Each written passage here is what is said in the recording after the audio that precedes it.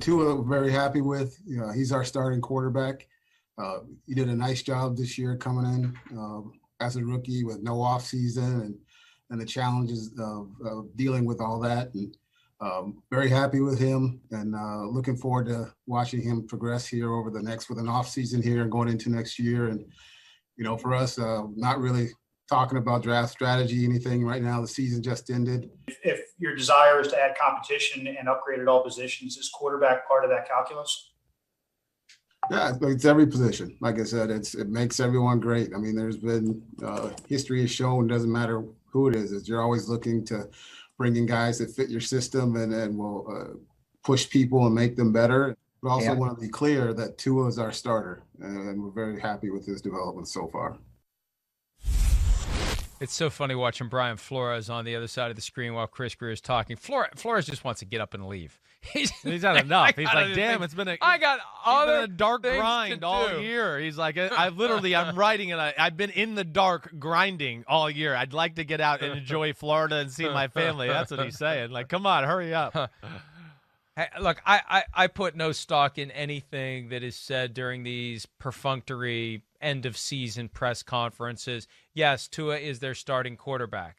I get it. That doesn't mean that they won't decide, based upon upcoming events, that someone else should be their starting quarterback. You can't rule it out. Look at what the Cardinals did 2 years ago when they had taken Josh Rosen with the 10th overall pick, trading up to get Josh Rosen in the 2018 draft, 2019 first overall pick, Kyler Murray. So when you hold the third overall pick by virtue of the Laramie Tunsil, Kenny Stills trade, you hold that pick now. The Texans were that bad. That's good for the Dolphins.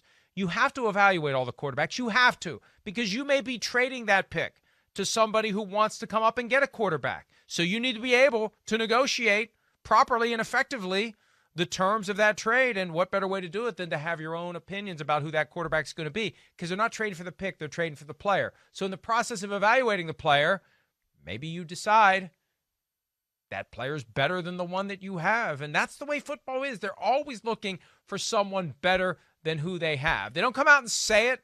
They want to have a franchise quarterback that's going to be there for 15 years, but if they can get somebody better, they're going to do it, Chris. Yeah, well, yes. I mean, especially if they think it's like slam dunk better, without a doubt. And there's more leeway to do it this day and age with the rookie salary cap and not being tied to like a guy you've never seen played for, $70 million. I've never seen him play, but we gave him $60 million guaranteed and an $80 million contract. That's what was crazy about the old way. Now you're not, your hands are not tied in those situations.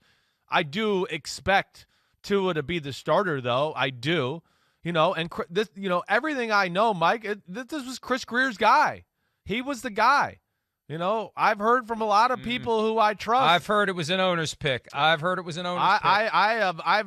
differently, so I don't know either way. Well, then Chris Grier screwed up because he should have taken Justin Herbert. Yeah, well, listen, at the end of the day, that's going to continue to be evaluated, almost like Trubisky with Deshaun Watson and Mahomes. This is going to be the thing now. The one thing we know, and it doesn't mean it but this aspect, this conversation's over. It's already over. Justin Herbert is far more talented than Tua. The gap will never be closed. That's not even a discussion anymore. There's nothing there. Now, the gap can be closed about playing the position, but you got to be a little concerned with what we saw with Tua. At the very least, with the way they've built their team and everything like that, whether they need to bring in another really quality backup like a Ryan Fitzpatrick once again, because they need to do that just for to have the backup plan to go, wait, we have a great team again, and it's just like last year. When we get down, we can't really trust our quarterback to drive or make any plays or do anything like that. So they'll have to protect themselves with that to a degree, at least in my opinion, this offseason.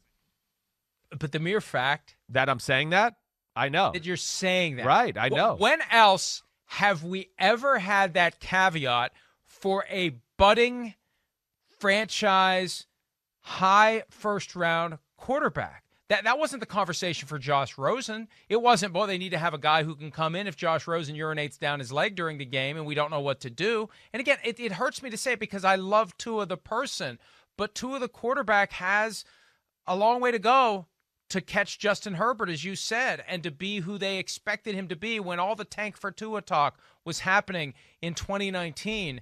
And we thought the Dolphins were trying to get to the first overall pick so they could get Tua, and they ended up getting him at number 5 because of the injury issue. And they wanted to go up and get Burrow, folks. They tried to move up to get Joe Burrow, and their fallback was Tua. And I don't know how seriously they considered, Chris, that their fallback should have been Herbert. No, I know. I mean, obviously, this is always a good conversation. I think this is the perfect conversation again, and we don't know. Tua's still developing, and there's nothing wrong with you don't have to be a superstar year one. You can develop and then become a superstar and be a great quarterback, and we don't know where that's at yet. But we do know he's got to make adjustments to his game. And the way it looks right now, again, is, and this is where all quarterback misevaluations happen.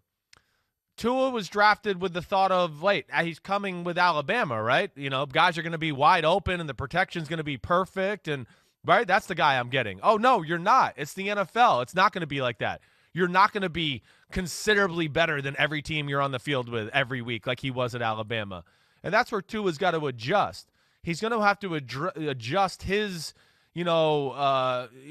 his feel for what's open, how to be aggressive, and all of those type of things. Like you've heard me say, when Ryan Fitzpatrick comes in the football game, it's the same plays Tua ran. They're not running a different offense. It's the same, but, open by 4 inches is open in the NFL. Tua's reluctant to make those throws. Being able to step into a throw, even though there's people around you, that's a good pocket in the NFL. Tua doesn't want to do that. He wants to get out and get away before he has to be. So he's got to make those adjustments from what he thought college to NFL life is like, and then he can improve from there. But that's a big if, and we're going to see if he can do it. Do you think the desire not to step into the throws in the pocket is just a residual of this injuries and impact and trying to keep himself safe, and he's safer throwing on the run outside of the pocket where he knows when he throws he's not stepping into the face of these giants who are trying to destroy him? I think there's definitely a part of that, yes. I think there was a concerted effort for him this year where he was like, I'm not going to let them hit me. I'm going to try to stay healthy, and that could have played into that, that factor you're talking about. But you can't continue to play like that forever, because you're going to leave completions and yards and plays on the field if you're playing like that. So he's just going to have to get comfortable. Hopefully, yes, health-wise he'll be better. And then he's going to have to get comfortable throwing in the trash, as we would say in the NFL, with people all around you. And, man, it doesn't feel comfortable. But, man, that guy's open, and your job is to get him the ball, and you got to figure out the way to do that. And that's where we're not at quite yet. And, again, we'll see. This is where I was a little negative on him. This is the mistake we see repeatedly with college quarterbacks.